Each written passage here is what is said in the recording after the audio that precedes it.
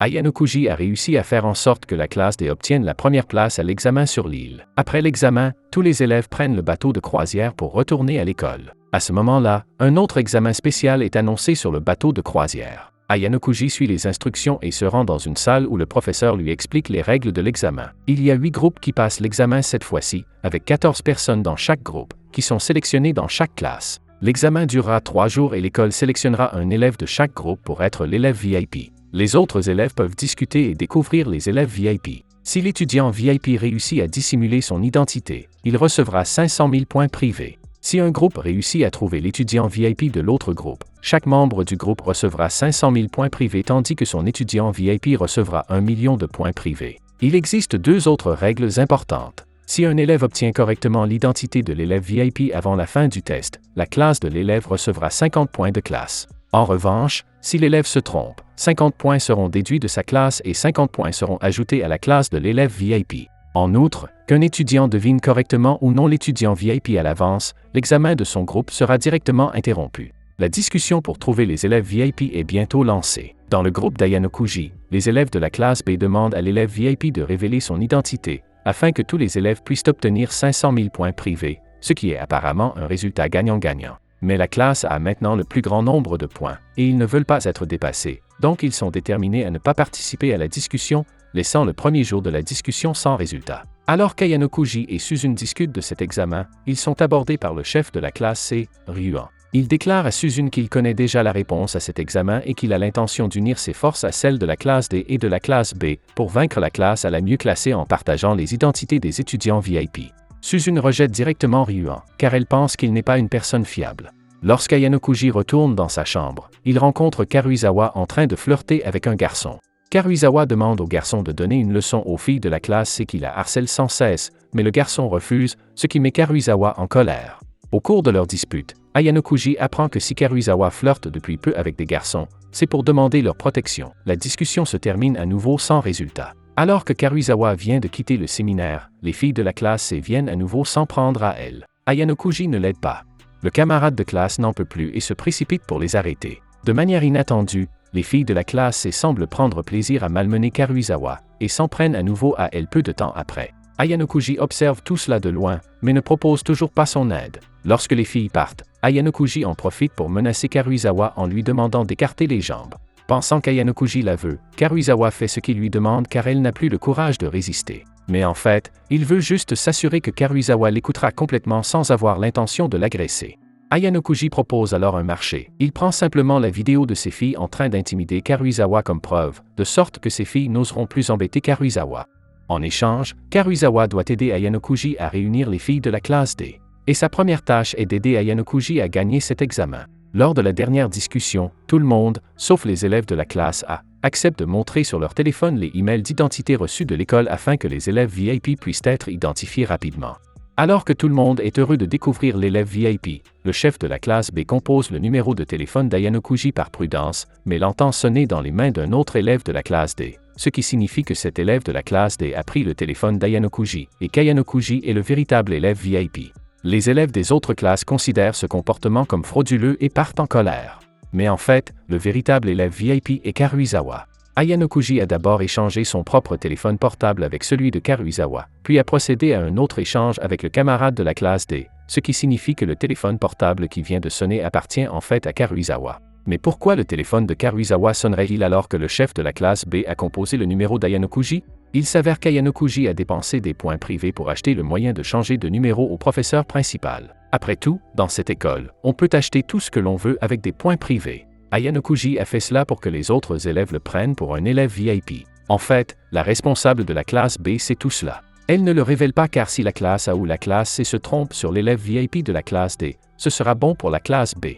Cependant, la classe C remporte étonnamment la première place de cet examen. Ayano Kuji, qui a une intelligence supérieure, est également perplexe, se demandant si Ryuan connaît vraiment la réponse à cet examen. Le professeur principal annonce qu'un festival sportif est sur le point d'être organisé à l'école.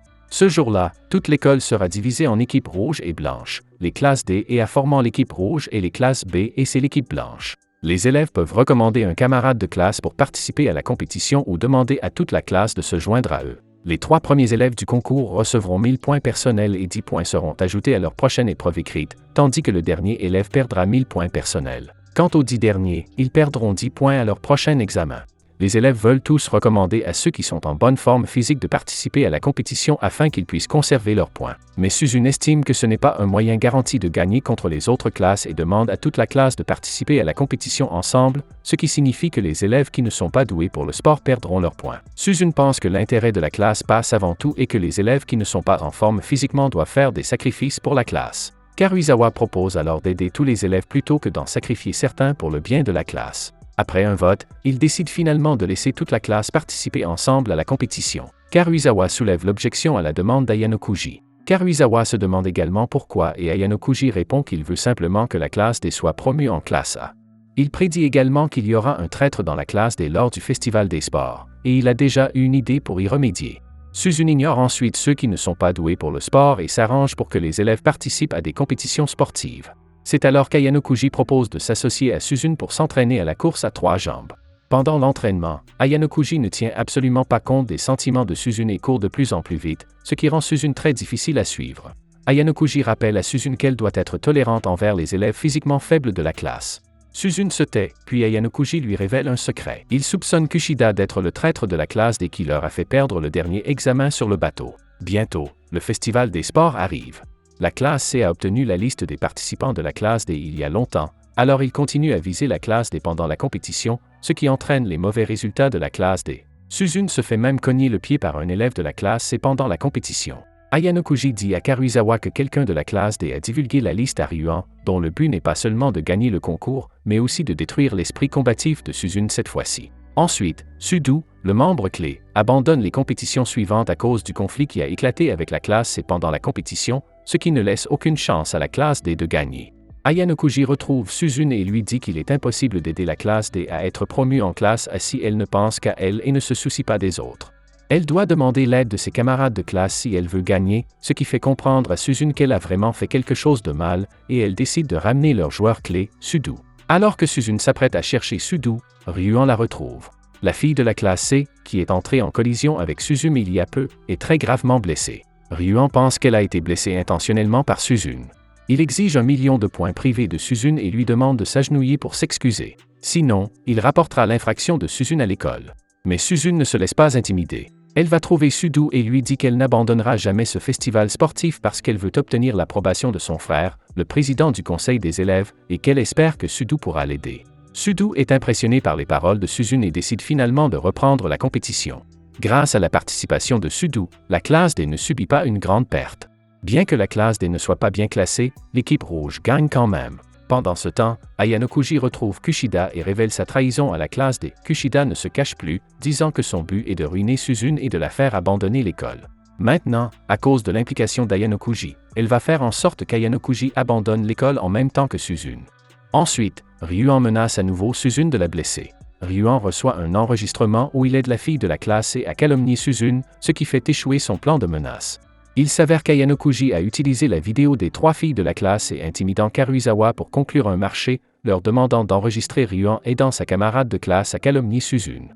Ryuan se rend alors compte qu'il y a quelqu'un de plus intraitable dans la classe D que Suzune. Après avoir résolu le problème, le professeur principal réunit à nouveau les élèves de la classe D et annonce les règles de l'examen final à venir. 2 élèves formeront une équipe pour passer l'examen, et si leur score total est inférieur à 60, ils seront renvoyés de l'école. De plus, chaque classe définira un thème et le donnera à une autre classe. Si la classe qui reçoit le thème obtient de meilleurs résultats que la classe qui l'a choisi, elle gagnera 50 points de la part de l'autre classe. Les étudiants doivent se concentrer sur 2 points dans cet examen, l'un étant la manière dont les pairs doivent être formés et l'autre la manière dont la classe doit définir le thème. La classe D décide de former les pairs sur la base d'une simulation. Suzune change de personnalité à cause d'Ayanokuji et commence à discuter avec ses camarades de classe sur la façon de gérer cet examen. En se basant sur les notes obtenues lors des examens précédents, elle répartit les élèves en 4 niveaux, A, B, C et D. Les élèves du niveau D doivent rendre des copies blanches afin d'être jumelés avec des élèves ayant obtenu de bonnes notes au niveau A, tandis que les élèves du niveau C doivent essayer d'obtenir une réponse correcte afin d'être jumelés avec des élèves du niveau B,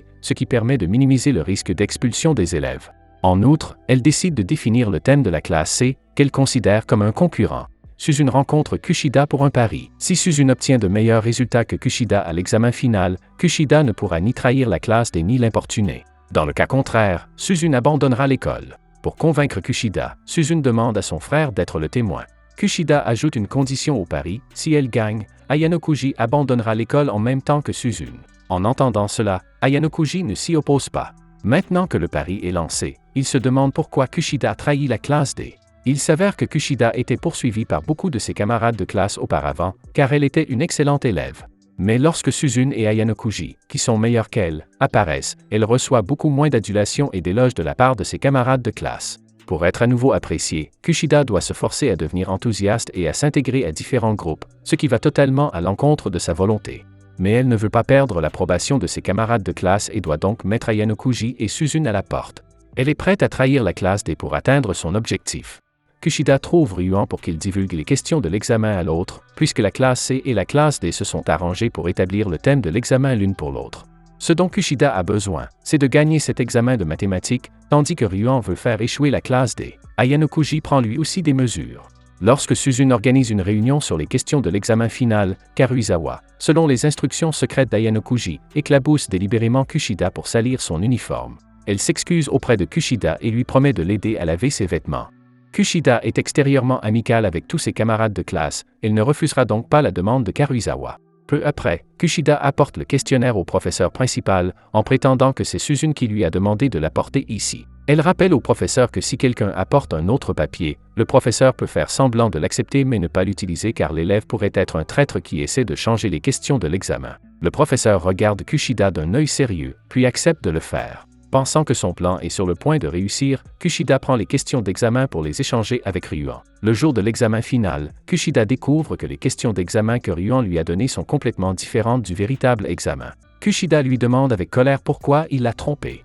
Ryuan lui répond que Suzune a compris sa stratégie depuis longtemps. Lorsque le professeur principal a annoncé les règles de l'examen final, Suzune a demandé en privé au professeur de ne recevoir que les questions soumises par Suzune, la représentante de la classe, et toutes les questions des autres élèves devraient être détruites. Ryuan ne tirant aucun bénéfice de Kushida, il ne lui donne pas les vraies questions. Ensuite, il sort une note de tricherie de son uniforme.